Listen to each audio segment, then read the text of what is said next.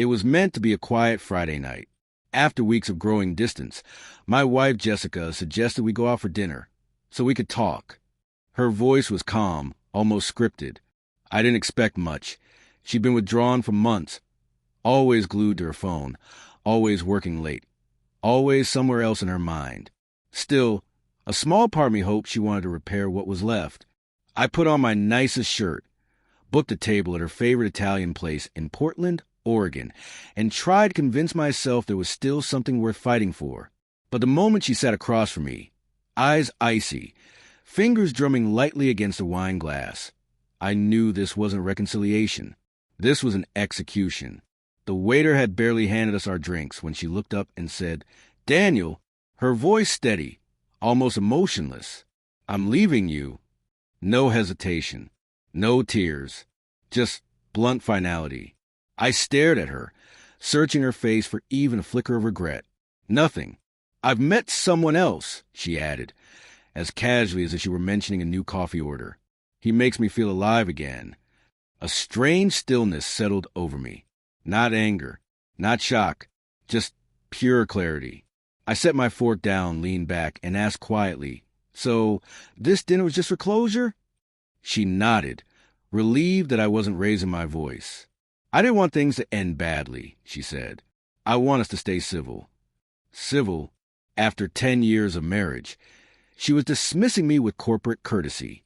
I looked at her closely, really looked, and it hit me. She had already checked out long before tonight. Her hair was styled differently. She wore a perfume I didn't recognize. And every few minutes, her phone lit up with messages she pretended not to notice. "What's his name?" I asked, though deep down I already knew. "It doesn't matter," she replied quickly, glancing nervously around the restaurant. "I just need to be honest with myself." I gave a small, controlled smile. "Honesty is a good place to start," I said. "You're going to need it in about 2 minutes." Her eyebrows pulled together. "What are you talking about?" I didn't answer.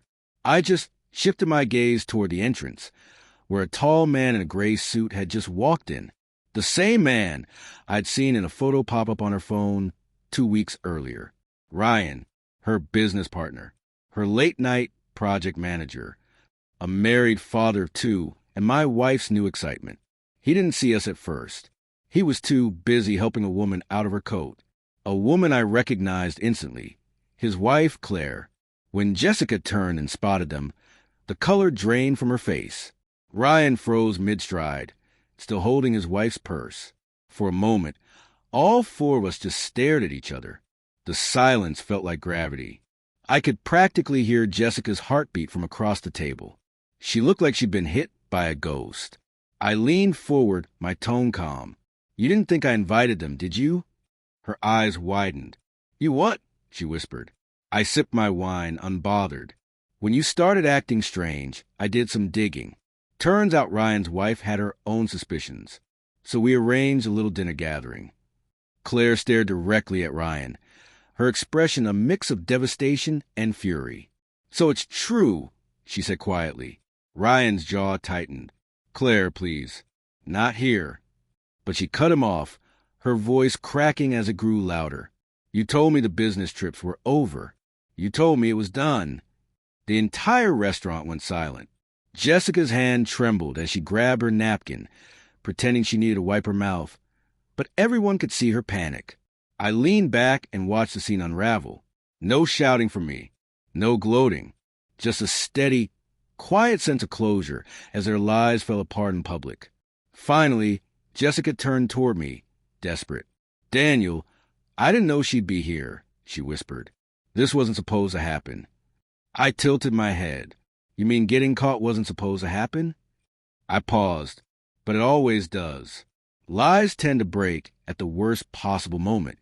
Ryan reached for Claire's arm, but she pulled away, tears streaking down her face. "You can have him," she snapped at Jessica. "He's yours. Good luck. He's been cheating on me for years." As the chaos escalated, I stood up, placed my napkin on the table, and left some cash for the meal. Jessica reached out, her voice breaking. "Daniel, wait, please." I paused just long enough to say, You ended this marriage the moment you decided I wasn't enough. All I did was give you the room to say it out loud. Then I walked away, leaving her and Ryan sitting in the ruins of their own deception.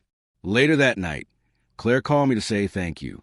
I needed to see it with my own eyes, she whispered. I would have never believed it otherwise. We talked for almost an hour, two people wounded by the same betrayal.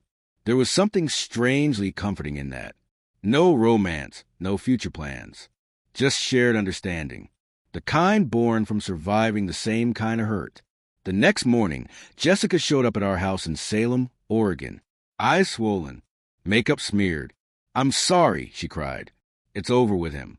I was stupid and I lost everything." I shook my head. "You didn't lose everything," I told her. "You gave it away?" She begged for another chance. But my answer was simple. You said you wanted to be honest with yourself. So stay honest. This is who you chose to be. Then I closed the door. In the months that followed, I rebuilt my life piece by piece. Sold the house. Took a new job. Started traveling again. I later heard that Ryan's marriage collapsed completely. His career fell apart after the HR complaint Claire filed. And Jessica? She ended up alone in a small apartment in Eugene, Oregon, her so-called freedom tasting a lot like regret.